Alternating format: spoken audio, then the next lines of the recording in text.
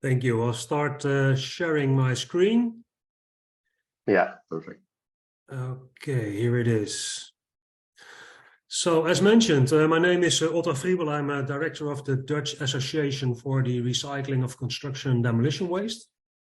I represent around 60 members, and in total, our members recycle, let's say, around 25 to 30 million tons of construction and demolition waste per year, with a recycling percentage of 98% for the construction and demolition waste, and a total of 80% of all the waste that's being produced in the Netherlands.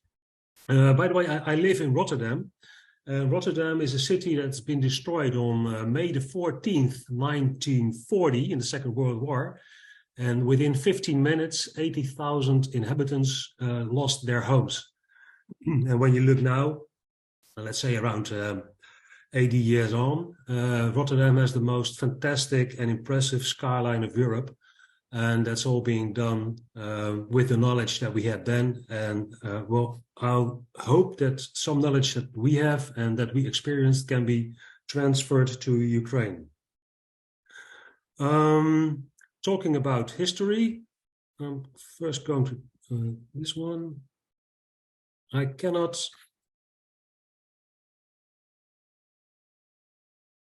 Yes, here it is. Talking about history, in 1979, there was this Dutch politician called Ab Lansing, and Mr. Ab Lansing introduced his letter of Lansing, which was a very small letter of, well, let's say linearity. And the first thing that he suggested was that we should prevent the use of the existence of waste.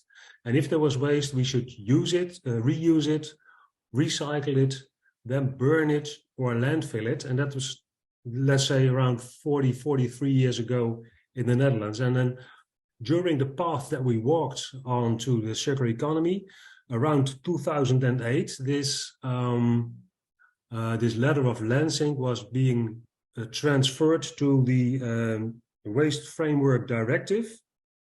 And as from 2008, new concepts started like cradle to cradle, the circular economy, the donut economy, and all that sort of sessions. But the most important is that when we talked about 1979, 1970, report of the Brundtland report and the limits to growth from the Club of Rome, that was for our country the tipping point on how to handle waste. And only 1 year later, in 1980, we started this association. So how about waste treatment in the Netherlands? We have a very high recycling rate, but it is mostly due to the fact that we are very good in recycling mineral waste like rubble, bricks, and so on and so forth. And it wasn't an easy way, but then, as you can see in the schedule, I think it's over here, somewhere around here, in 1995, no, in 2015, 1995, there was a ban on landfill of domestic and of construction and demolition waste. And in 2015, we started a end of waste regulation for bricks. And that made it a quite easy way to reuse bricks and concrete into new products. Now, at that time, we only used the material for basements for road construction. So the aggregates were used as basement for road construction. And it was quite easy to do. It had a bit of asbestos in it. And so we found out that wasn't really, well, we didn't really want to have that. And then at that time, we started working on some sort of certification. And the product got better and better. because we know that in these road construction of aggregates, there is around about 70% of concrete aggregates into the mixed aggregates, it would be much better to reuse the concrete aggregates in new concrete. So in 2017, a lot of companies, amongst whom was Theo Pauw in Utrecht, started their own concrete recycling. And we picked out the concrete part out of the mixed aggregates. And when buildings were demolished, made completely of concrete, we took that aside, we put it aside and recycled it into new concrete cullets. Then again, there is also you can have the concretes, but you also need to have a market for the concretes, and that started around 2020 when the Beton Accord, so some concrete agreement in the Netherlands started, and the concrete agreement said that in 2025, 100% of the old concrete should be used into new concrete. Well, that looks a bit inventional or innovative. On the other hand, the best innovations that we face nowadays are a complete reuse of concrete elements, like you see on this side of my sheet, where we can use old flooring elements into new buildings. There are a lot of projects now starting up in the Netherlands where they demolish buildings, but they do it in a smart way. And they don't do it only with dynamite or with a bullet, but they do it by hand and put all the parts that can be reused again on the side. And we are still developing it. There are some questions about supply and demand, because when you demolish a building, there's not always a demand for the material that you have been demolishing. And on the other hand, when you want some material, it's not always available because some buildings still have to be demolished or remounted. So that are questions that we are facing. And now in 2018, 2019, we had the raw material deal in the Netherlands.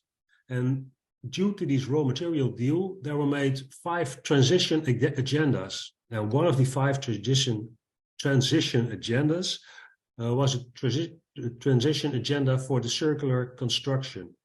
And in that transition agenda, governments, constructioners, recyclers, architects are all gathered and are trying to find out a way how to rebuild buildings, reuse material instead of recycle material. And it's not an easy path to walk on.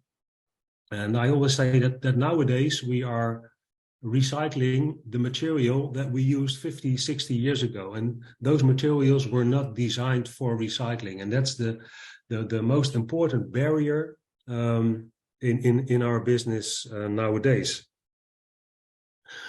Then again, if you talk about reusing materials, you have to earn trust from the market. So quality is key, and therefore I heard I think it was Miriam mentioning about mobile crushers in the path or on site, which is nice, of course, but when you want to have a very good quality, the best